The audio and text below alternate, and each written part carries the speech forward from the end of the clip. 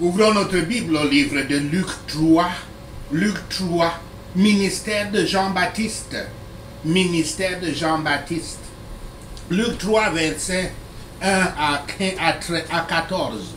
Le ministère de Jean-Baptiste. Versets 2 à 4.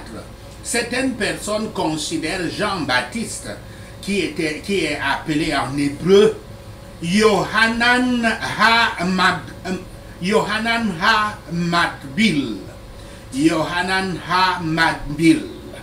comme le dernier des prophètes de l'Ancien Testament. Luc associe le ministère de Jean à Isaïe et sa prophétie de la voix dans le désert préparant le chemin pour le Seigneur dans Ésaïe 40 versets 3 à 5 que nous allons développer plus en détail.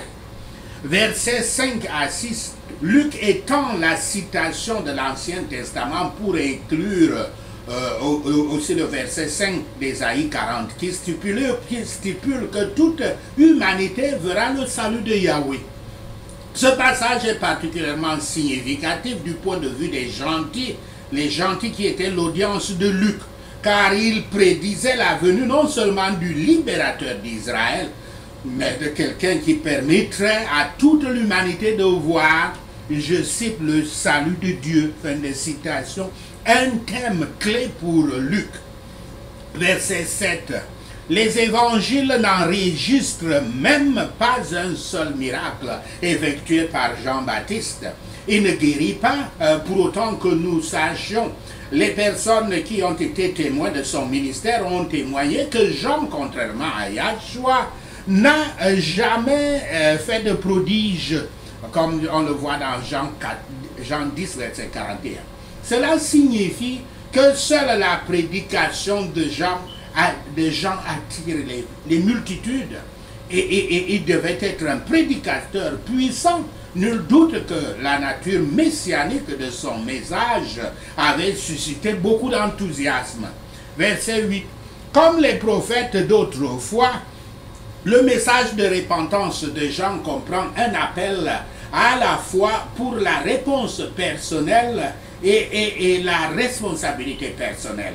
Il dit également à son public juif qu'ils ne peuvent pas compter sur leur héritage national, c'est-à-dire la loi du sang qui voudrait, qui prétend qu'ils ont Abraham comme leur père pour assurer la faveur de Yahweh. Versets 10 à 14. D'autres auteurs de l'Évangile fournissent une description physique plus complète de Jean, comme dans Matthieu 3, verset 4 et Marc 1, verset 6. Mais Luc seul partage certaines des interactions entre Jean et divers groupes de son auditoire. Entouré de soldats, de collecteurs d'impôts et d'autres, y compris les scribes et les pharisiens, Jean parle franchement. Ses réponses à leurs questions exigent justice, traitement équitable et générosité envers ceux qui sont dans le besoin. La portée et la conception du ministère de Jean consistait à amener les gens de leur péché à leur sauveur. Il est venu prêcher pas une secte ou un parti politique, mais une profession. Le signe et la cérémonie consistaient à se laver dans l'eau. Par les mots utilisés ici, Jean a prêché la nécessité du repentir pour la rémission des péchés et que le baptême d'eau était un signe extérieur de ce nettoyage intérieur et de ce renouvellement du cœur qui traite où sont les effets du repentir véritable, ainsi qu'une profession de celui-ci. Voici donc la réalisation des Écritures dans Ésaïe 40, verset 3, dans le ministère de Jean, lorsque le chemin de l'Évangile dans le cœur est atteint, en prenant de grandes pensées et les hautes pensées et en les soumettant à Christ, en nivelant l'âme, et en enlevant tout ce qui nous empêche de vivre avec Yahshua et sa grâce, alors la préparation est faite pour accueillir le salut de Yahweh. Voici les avertissements généraux et les exhortations que Jean a données. La race coupable et corrompue de l'humanité est devenue une génération de vipères détestables pour Yahweh et se détestant entre eux. Il n'y a pas moyen de fuir la colère à venir, sauf par la récompense, par la repentance. Et par le changement de nos habitudes, le changement de notre esprit doit être montré. Si nous ne sommes pas vraiment saints, à la fois dans le cœur et dans la vie, notre profession de religion et notre relation avec Yahweh et son Église ne nous seront d'aucune utilité. Plus douloureuse sera notre destruction si nous ne produisons pas de fruits qui sont appropriés au repentir. Jean-Baptiste a donné des instructions à plusieurs sortes de personnes. Ceux qui professent et promettent le repentir doivent le montrer par la réforme, selon leur lieu et leurs conditions. L'évangile exige la miséricorde et non pas le sacrifice. Et sa conception est de nous engager à faire tout ce que nous pouvons et à être juste envers tous. Et le même principe qui conduit les gens à renoncer à des gains injustes, conduit à restaurer, à rendre ce qui a été mal acquis. Jean dit aux soldats leur devoir. Les gens devraient être mis en garde contre les tentations de leurs emplois. Ces réponses sont déclarées, le devoir actuel des travailleurs, et ont immédiatement constitué un test de leur sincérité. Comme personne ne peut ou ne veut accepter le salut du Christ sans véritable repentance, les preuves et les effets de ce repentir sont aussi clairement indiqués. Parlons de l'évangile du repentir et du brisement. Évangile du repentir et du brisement. La doctrine de Jean-Baptiste, la doctrine que Jean-Baptiste prêchait était la repentance. Il disait repentez-vous, repentez-vous.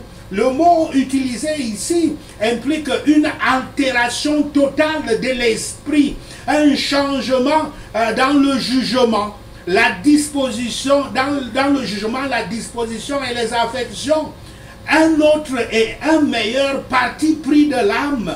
Considérez vos voies, changez d'avis, vous avez mal pensé, réfléchissez et pensez bien. C'était ça l'appel de Jean-Baptiste.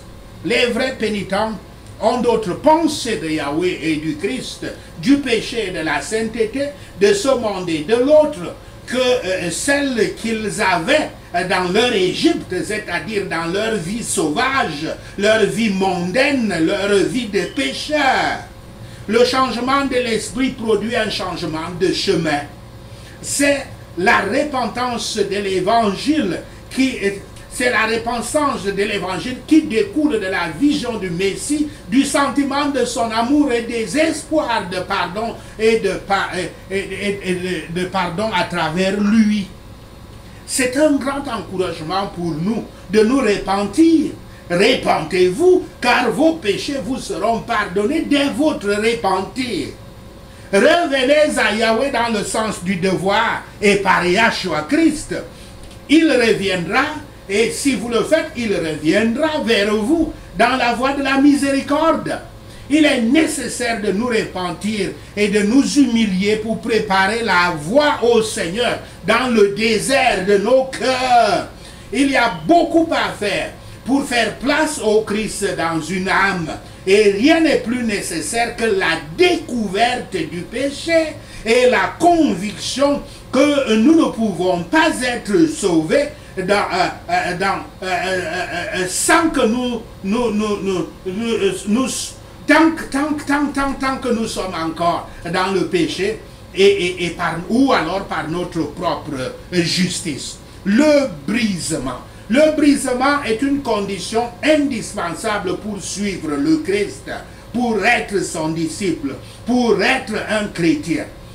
Pour les gens du monde, les choses brisées sont méprisées comme étant sans valeur. Mais Yahweh peut prendre ce qui a été brisé et le refaire en quelque chose de meilleur, quelque chose qu'il peut utiliser pour sa gloire. Pour Yahweh, le pécheur, descendant Adam déchu et créature du monde, doit être brisé afin qu'il puisse le remanier et le rendre acceptable à ses yeux. La repentance vient souvent des cœurs qui ont fait face à des problèmes non résolus ou à des objectifs non atteints et ont réalisé qu'ils étaient incapables et impuissants. Cela vient aussi des âmes qui ont identifié la source de leurs problèmes comme étant le péché. Mais quelle que soit la situation qui vous a amené à la repentance, c'est le début de votre relation avec Yahweh. L'Écriture dit, « Dis-leur donc, ainsi parle l'Éternel des armées. Revenez à moi, dit l'Éternel des armées, et je reviendrai à vous, dit l'Éternel des armées. » Fin de citation. Citation de Zacharie 1, verset 3. Les bénédictions de Yahweh, qui sont des solutions aux problèmes de l'âme repentante, sont promises à celui qui obéit au Seigneur Yahweh. L'Écriture dit, voici toutes les bénédictions qui se répandront sur toi et qui seront ton partage lorsque tu obéiras à la voix de Yahweh ton Dieu. Fin de citation. Citation de Deutéronome 28, verset 2.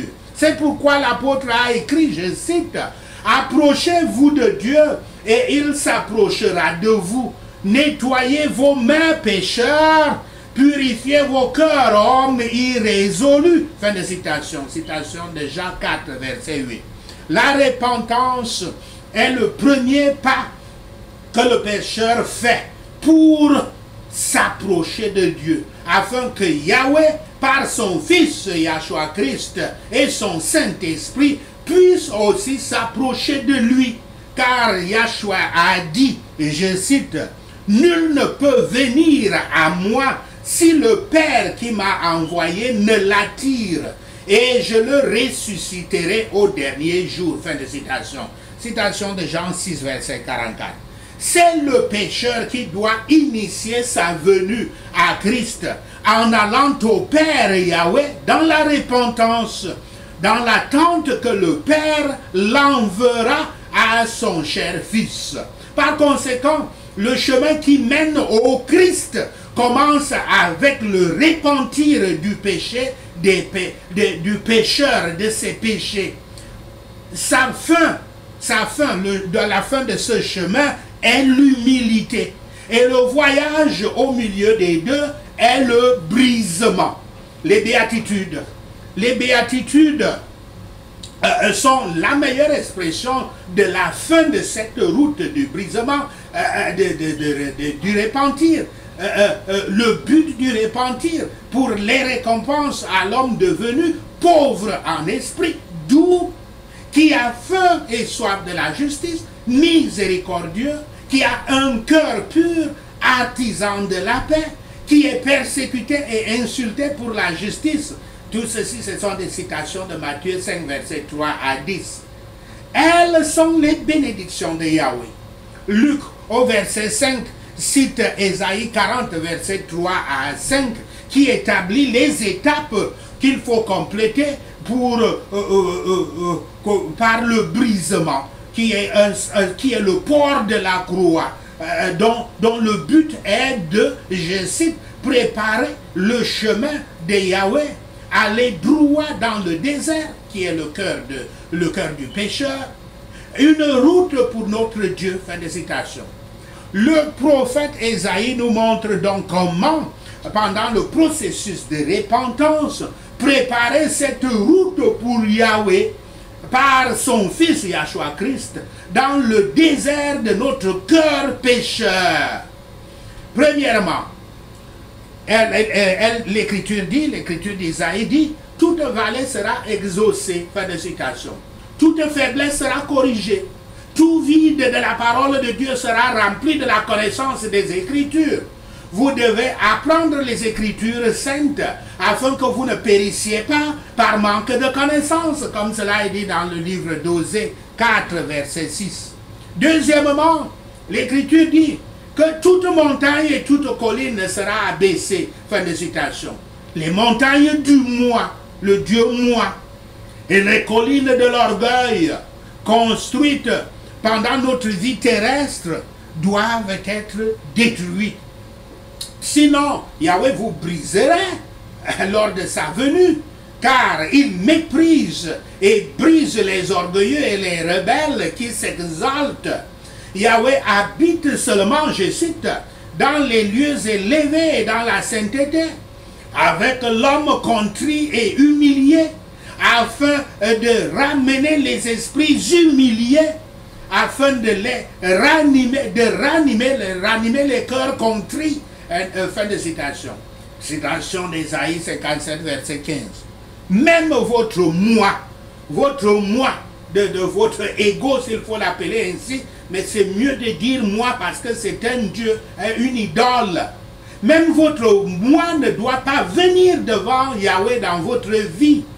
Ne considérez jamais votre moi comme le petit Dieu, l'un des dieux que Satan a dit à Ève et Adam qu'ils étaient dans Genèse 3, verset 3 à 5. Car l'orgueil est le plus grand tueur de la foi.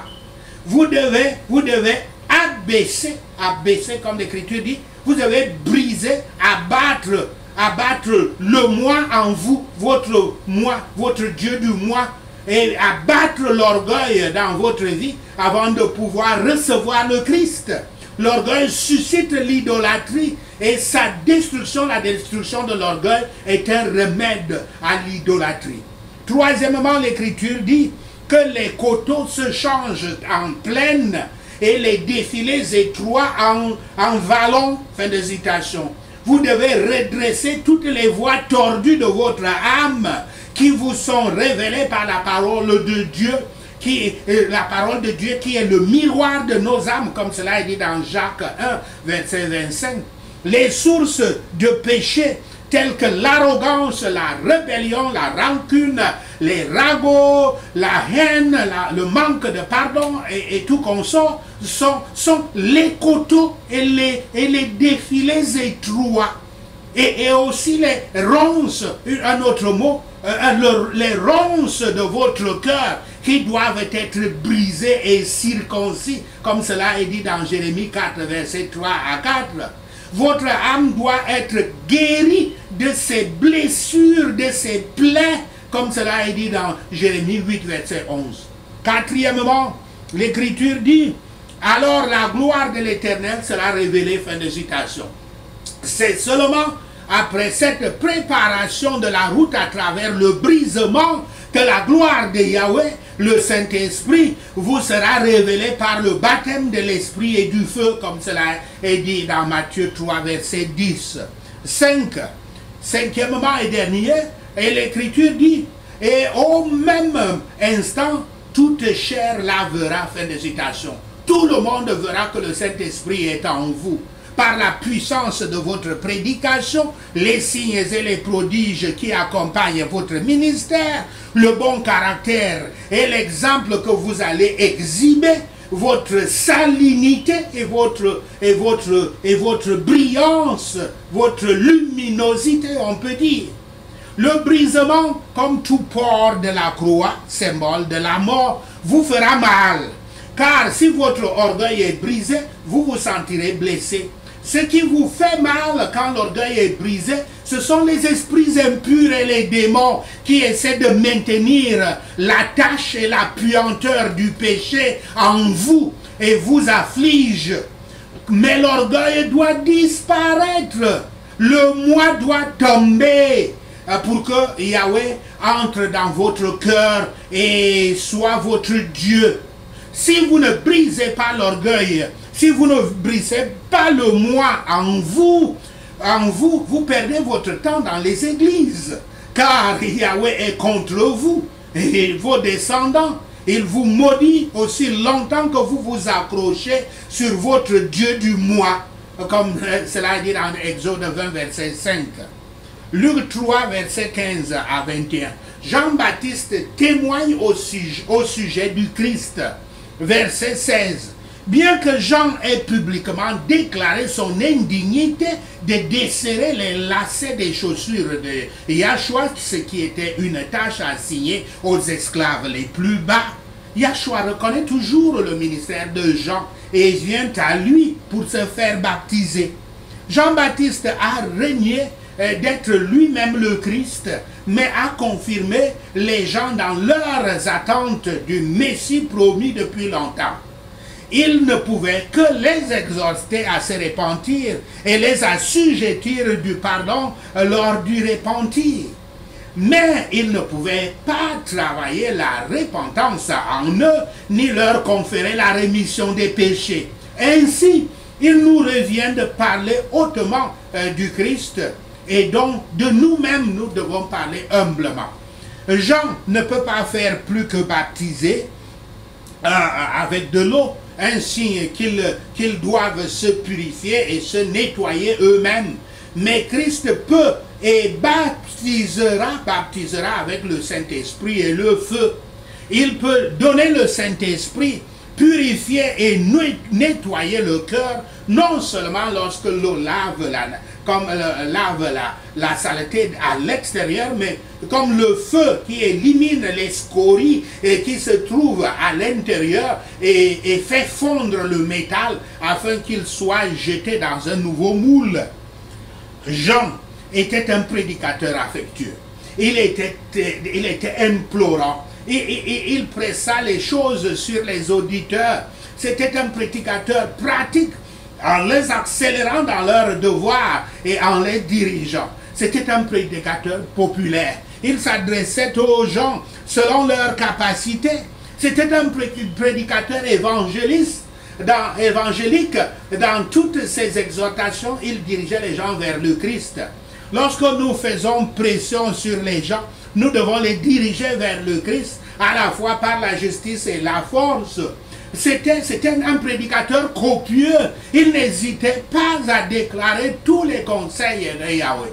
Mais la prédication de Jean s'arrêta quand il était au milieu de son utilité. Hérode, ce roi, étant réprimandé par lui pour beaucoup de maux, enfermant Jean en prison.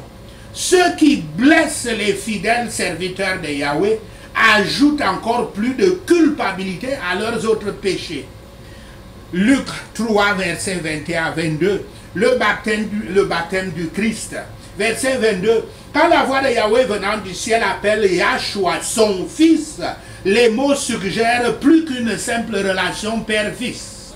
Lorsque Yahweh avait établi des rois pour l'Israël dans l'Ancien Testament, il les avait invités à établir une relation de filiation. Je cite, « Je serai pour lui un père et il sera pour moi un fils. S'il fait le mal, je le châtierai avec la verge des hommes et avec les coups des enfants des hommes. » Fin de citation, citation de 2 Samuel 7, verset 14. Recitation. L'Éternel m'a dit, tu es mon fils, je t'ai engendré aujourd'hui. Fin de citation. Citation de Psaume 2, verset 7. Ainsi donc, au baptême de Yahshua désigne Yahweh désigne Yahshua comme roi d'Israël, confirmant ce que l'ange Gabriel avait dit à Marie avant la naissance de Yahshua. Le dernier commentaire, je cite, « En toi je suis bien content », fin de citation, évoque Ésaïe 42, verset 1 à 4, la prédiction prophétique du futur serviteur en qui Yahweh se réjouit. Christ n'a pas confessé le péché, comme d'autres l'ont fait, car il n'en avait pas à confesser. Mais il avait prié comme d'autres l'avaient fait et avait maintenu la communion avec son Père. Observez que toutes les 3 voix du ciel par lesquelles le Père a rendu témoignage au Fils ont été prononcées pendant qu'il priait ou peu après. Je cite, « Et de la nuée sortit une voix qui dit, celui-ci est mon fils élu, écoutez-le. Fin de citation, citation de Luc, verset 35. Citation encore, Père, glorifie ton nom. Et une voix vint du ciel, je l'ai glorifié, et je le glorifierai encore. Fin de citation, citation de Jean 12, verset 28. Le Saint-Esprit est donc descendu dans une forme corporelle comme une colombe sur Yahshua, et une voix du ciel de Yahweh le Père est venue de l'excellente gloire. Ainsi était une preuve de la sainteté, de la sainte Trinité, preuve de la sainte Trinité, les trois personnes de la divinité données lors du baptême de Yahshua le Messie. Luc 3, verset 23 à 38, la généalogie de Yahshua. Ces versets contiennent la généalogie de